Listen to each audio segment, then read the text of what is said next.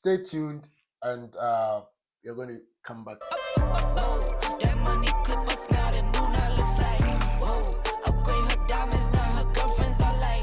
Whoa, whoa, whoa, whoa. I hit record it, drop, you can't ignore it. I'm transforming now these cars and planes, I'm always boarding. Just out touring down in Charlotte like I play for Hornets. When I'm performing, never boring, now you can't afford it. Champagne Perrier, finish friends on my face. Looking like I'm from the deep. These no Cartiers. Pockets deep, deep, deep, bro. I can make it in my seat, bro. Do you, I'm doing me, bro. Making noise, use a beat, bro.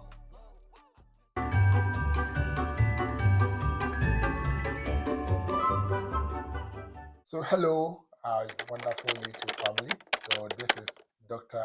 Richmond Juvenalewi, and I'm here with my truly Laudina Juvenalewi.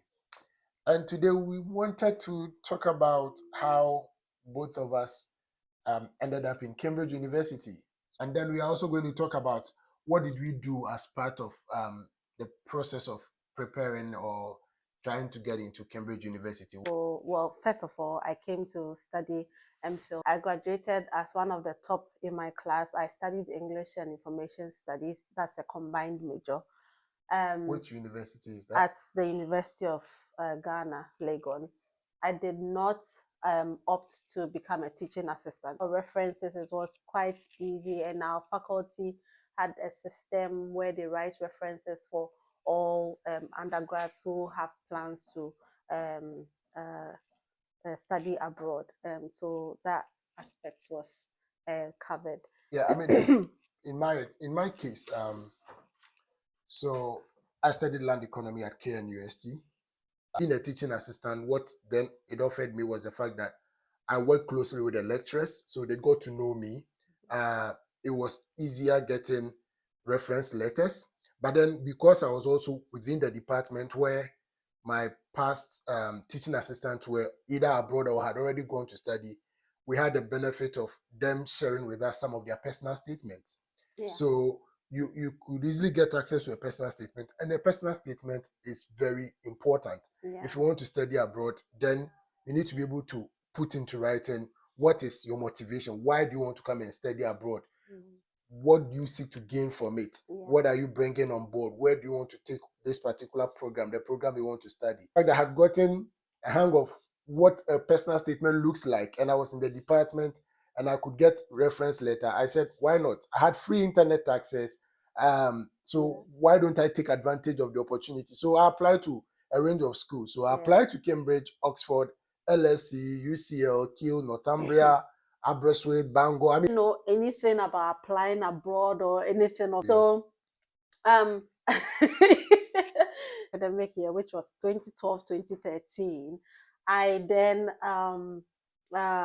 applied to universities that had C. Wow.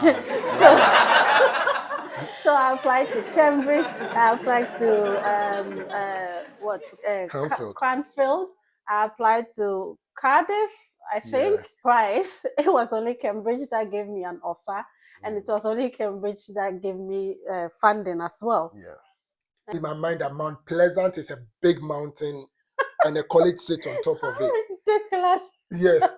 So, but then it was because my lecturers were talking about Cambridge. They were telling us about Hughes Wall, and they were at Hughes Wall. They would cycle to land economy, and it was really interesting sitting back. We have never traveled abroad, so just imagining this. But when the offer came, when the Cambridge had the opportunity to broaden my perspective, I've studied land economy. Yeah. So thinking about planning growth and regeneration was probably going to broaden me up. It was going to be a welcoming challenge for me. So it was one of the main reasons, and obviously all the other things that come with Cambridge University, a well-renowned university, first class teaching and research facilities. I mean, the support networks, the collegiate system, and the funding. I mean, crucially, the funding, which is something that we will talk about. So for me, that was what really motivated. It was simply destiny, because you were going to go to Germany and I wouldn't have met you. So I had to pray, and God redirected you. And then God let that professor of yours tell you to definitely come to Cambridge.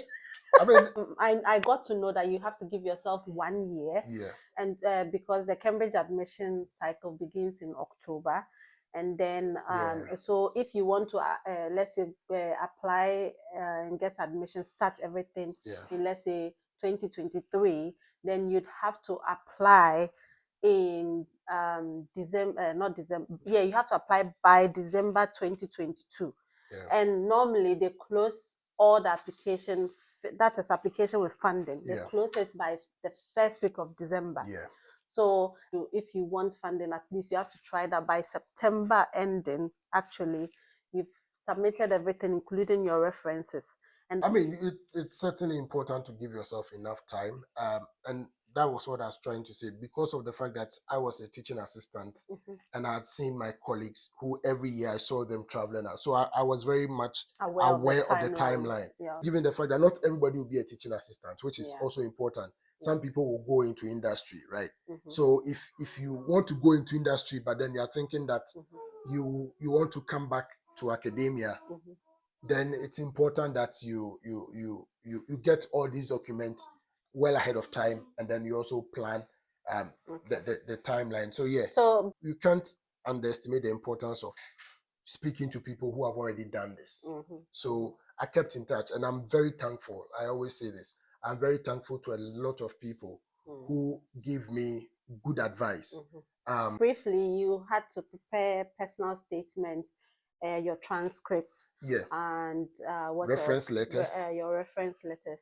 Okay. and then Okay. being aware of exactly what you also Of your want to go and study timeline. and Yeah. what you're going to Yeah. study. And okay. Reading about the program, the course content, and the requirements. I mean, Yeah. the Okay. requirements, because And all this is available on their website. Yeah. yes, I mean, you go Okay. to whatever university you want to go and study, you look So at we'll their definitely requirements. also have another video that talks about all these aspects in detail. Yeah, And then we'll also talk about the scholarship as well. yes, Okay. yes. So I think that will be all for today's video. So please come back for more videos where we promise to talk about all these things. And don't forget, if you have any questions, Yes, just on Instagram, we are quite responsive on Instagram, and we will on Twitter. respond.